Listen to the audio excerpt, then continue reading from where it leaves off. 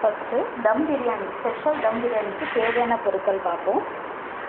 நம்ம இது வந்து பட்டை, அன்னாச்சி மொக்கு, ஏலக்காய், கிராம்பு.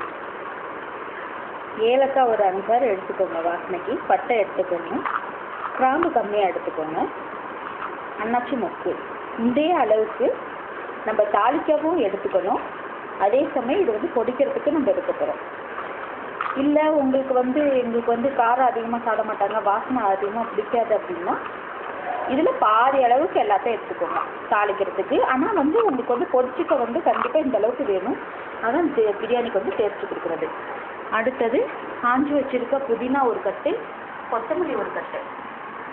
அரிசி வந்து நான் 3/4 கிலோ கறி எடுத்துருக்கேன். 3/4 கிலோ அரிசி. இந்த ஸ்பெஷல் தம் பிரியாணி இப்போ நம்ம வந்து வீட்டில் வந்து டக்குன்னு வந்து விருந்தெல்லாம் விட்டாங்க, நம்ம போய் பிரியாணி ஜீரக சம்பா அரிசிலாம் வாங்க முடியாது. அதனால் நான் வீட்டில் இருக்கிற அரிசியாக வந்து நான் எடுத்துருக்கேன். இதுக்கு வந்து எவ்வளோ டேஸ்ட் இருக்குன்னு நீங்கள் செஞ்சு பார்த்துட்டு சொல்லுங்கள்.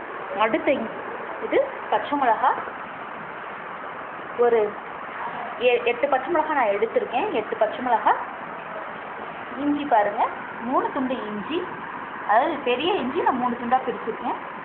இது வந்து பூண்டு ஒரு 20-25 பல் இந்த இதுக்கு அளவுக்கு. ஒரு 4 வெங்காயம், 4 தக்காளி போதும். இது எல்லாமே வந்து நம்ம வந்து ஃபைனாக ஷாப் பண்ணிவிட்டு இதெல்லாம் நான் அரைச்சிட்டு அதுக்கப்புறம் உங்களுக்கு சொல்கிறேன். இதெல்லாம் தேவையான பொருட்கள். இது மட்டும் இல்லை, நம்ம மசாலா ஐட்டத்துக்கு மிளகாத்தூள் கொஞ்சம் போடுவோம், தேவையான அளவுக்கு உப்பு, எண்ணெய், அதெல்லாம் நமக்கு தேவை. அதெல்லாம் நம்ம வந்து தாளிக்கும் போது அதெல்லாம் பார்த்துவோம். அதெல்லாம் நார்மல் பொருட்கள். இதெல்லாம் வந்து இது பிரியாணிக்கும் தேவையான பொருட்கள் மட்டும் நான் காமிச்சிருக்கேன். மற்றபடி தாளிக்கிறதுக்கு எண்ணெய் வேணும். நான் இதில் வந்து பிரியாணி எல்லாம் வந்து சேர்க்கலை, அதுக்கு பதில் அன்னாச்சி மொக்கு சேர்த்துருக்கேன் கொஞ்சோண்டு. ஏன்னா நம்ம வந்து மிளகாய் சேர்த்துருக்கனால நம்ம கொஞ்சமாக தான் வந்து மிளகாய் தூள் வந்து நம்ம சேர்க்க போகிறோம். அப்புறம் உப்பு.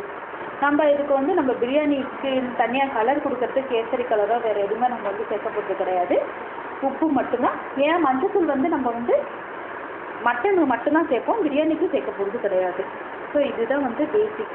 ஒரு 3/4 கிலோ அரிசிக்கு 3/4 கிலோ வந்து நம்ம மட்டன் வந்து வாங்கி வச்சுருக்கோம். இதுதான் அளவு. 3/4 கிலோவுக்கு எவ்வளோ பிரியாணி வருதுன்னு பாருங்கள்.